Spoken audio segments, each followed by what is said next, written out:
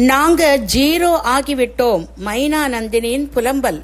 விஜய் டிவியில் ஒளிபரப்பான சரவணன் மீனாட்சி சீரியலில் மைனா என்ற கதாபாத்திரத்தில் நடித்து பிரபலமானவர் நந்தினி.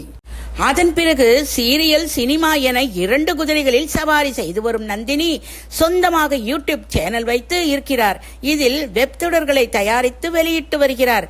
அதில் பிள்ளைத்தாச்சி என்ற தொடர் அனைவராலும் விரும்பிய தொடராக வெற்றி அடைந்தது.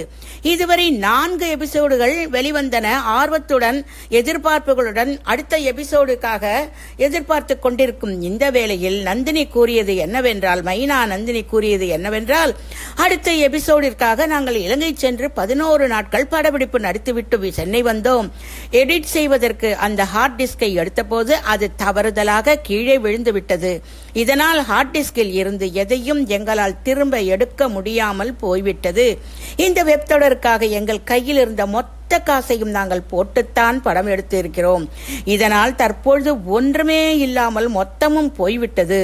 மீண்டும் ரெக்கவரி செய்வதற்கு எங்களிடம் பணம் ஏதும் இல்லை. மறுபடியும் எங்கள் வாழ்க்கை ஜீரோவாகிவிட்டது என்று வேதனையுடன் பதிவிட்டுள்ளார்.